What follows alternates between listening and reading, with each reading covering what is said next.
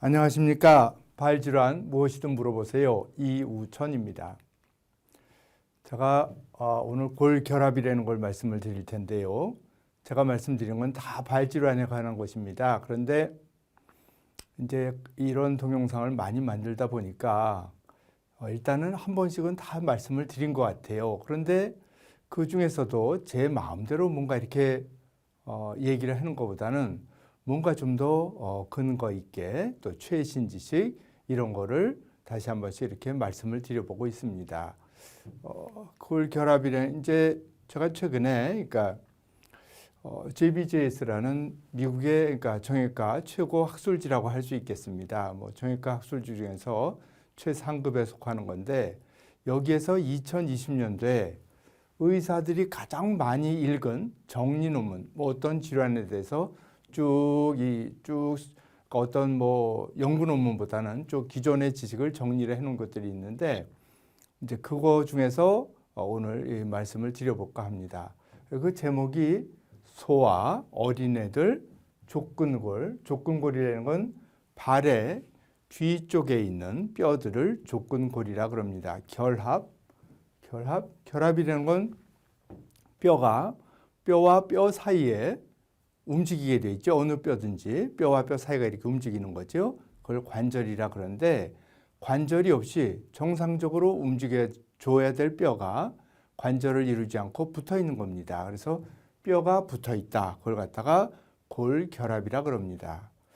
그래서 거기에 이제 보면은 그 중에서도 이제 일반인들이 필요한 거, 그죠? 뭐 상식적으로 알아보고 싶은 거, 뭐 그 정도 수준의 있는 내용들을 제가 추려서 이런 걸 만들어 봤습니다. 족근골 결합은 대략 전체 인구의 약 1 내지 2%에서 발생한다. 아주 많은 건 아니죠.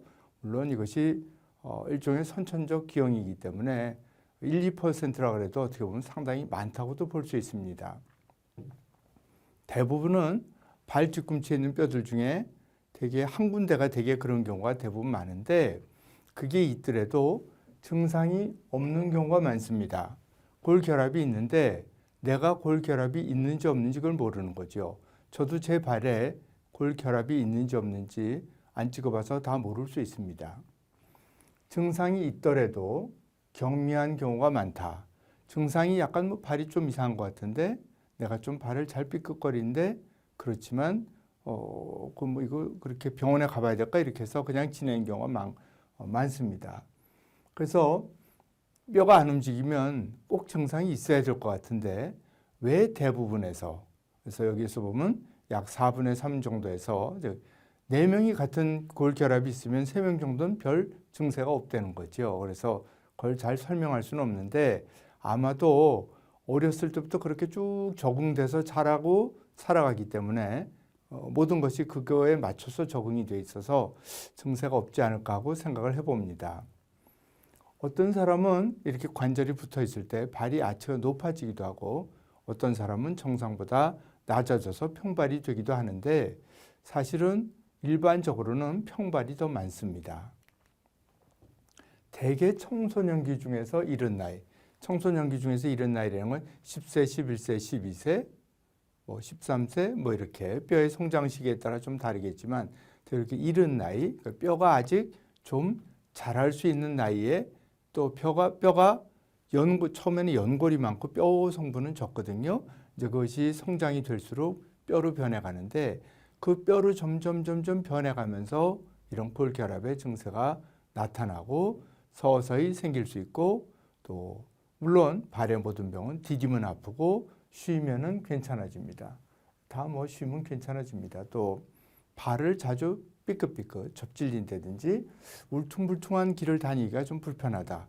이런 증세를 얘기하는 경우가 많습니다.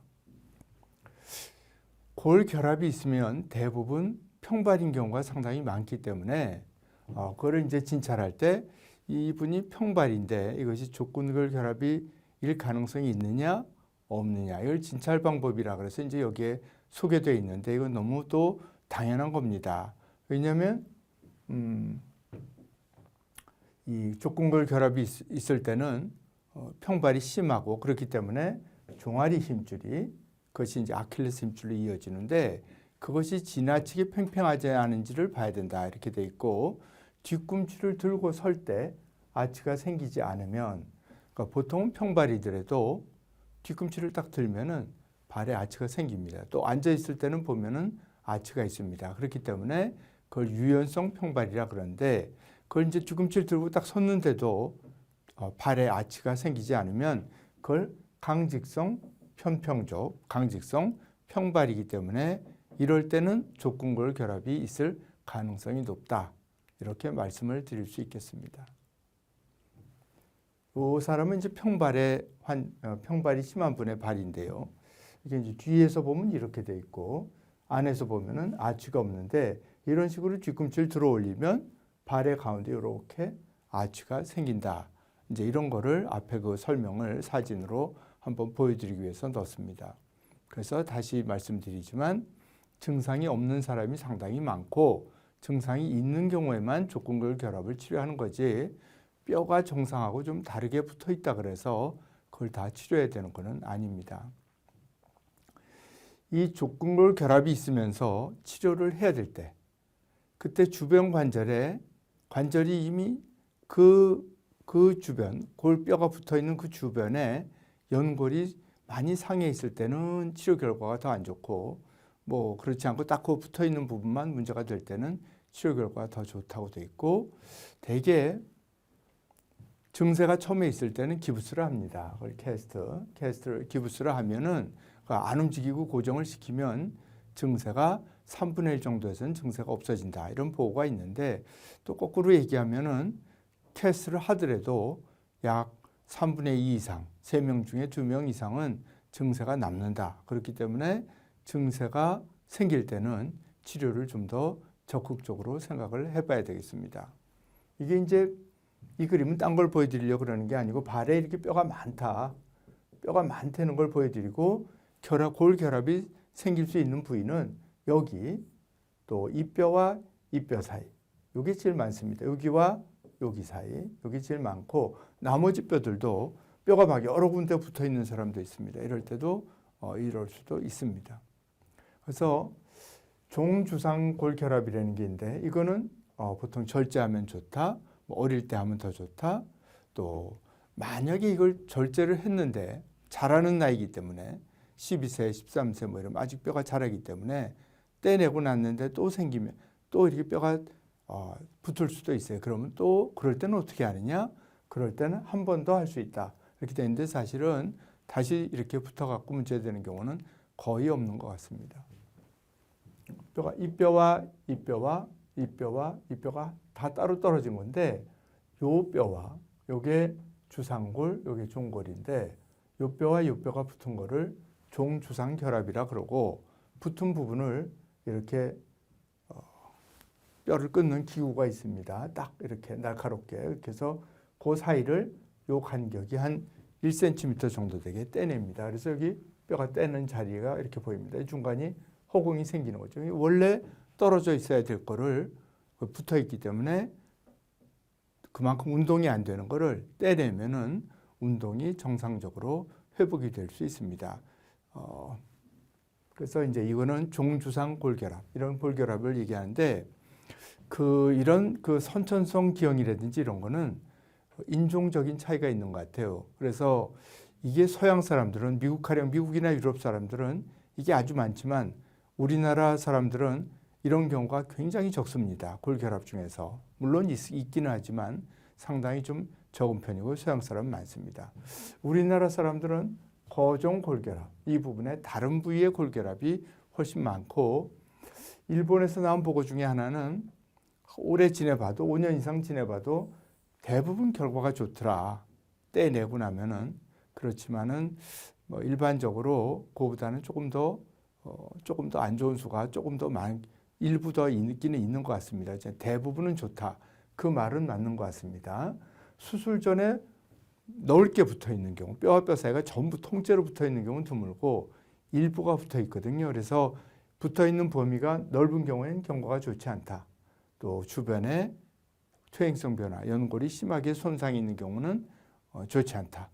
또 발 변형, 즉 평발이 심한 경우 등에서는 결과가 더 좋지 않다. 이런 거 당연히 예측할 수 있는 이런 말들인 것 같습니다. 처음에 말씀드린 종골과 주상골의 골결합. 이건 서양 사람 많지만 우리나라는 적다.